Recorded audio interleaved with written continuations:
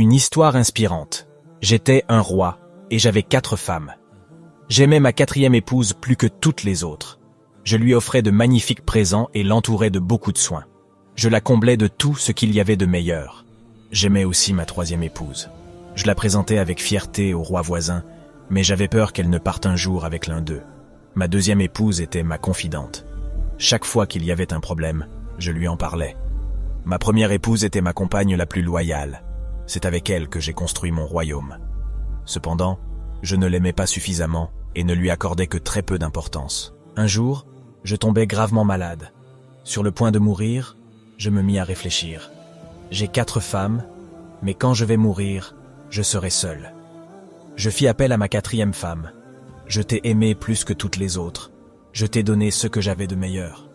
Maintenant que je suis en train de mourir, voudrais-tu venir avec moi? Voudrais-tu être ma compagne pour toujours? Tu es fou? Demanda-t-elle avant de s'éloigner sans ajouter un mot. Sa réponse me transperça le cœur comme un couteau aiguisé. Je fis appel à ma 3e épouse. Je t'ai aimé toute ma vie. Maintenant que je suis en train de mourir, es-tu prête à me suivre? Non, répondit-elle.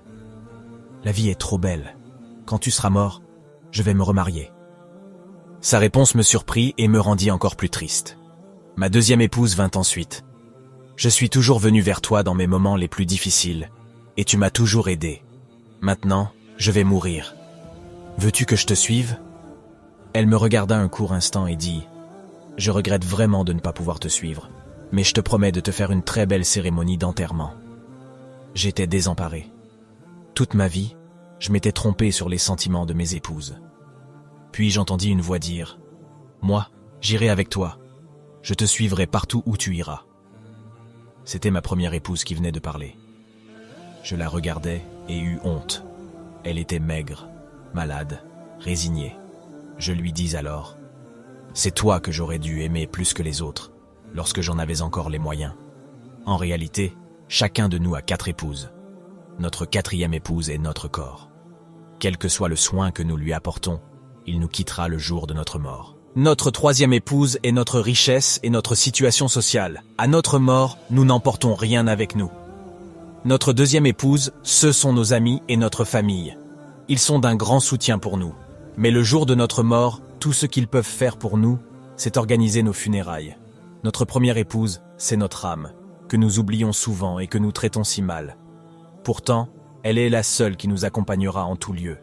Prenons le temps de la soigner et de l'entretenir pour qu'elle soit belle et saine. Maintenant, c'est le plus grand cadeau que tu puisses offrir au monde. Fais-la briller. Si tu es convaincu, nourris-la par la parole de Dieu. Aime demeurer dans la présence de Dieu par la prière et la louange. Filtre tes pensées et ne laisse pas n'importe quoi y pénétrer. Vis dans l'obéissance à Dieu et sache que tout dans ce monde est vanité.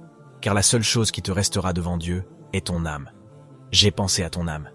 Toi aussi, pense à ton âme et à d'autres qui ont besoin de ce message. En partageant ce message, beaucoup prendront conscience et tu les aideras à ne pas oublier l'essentiel.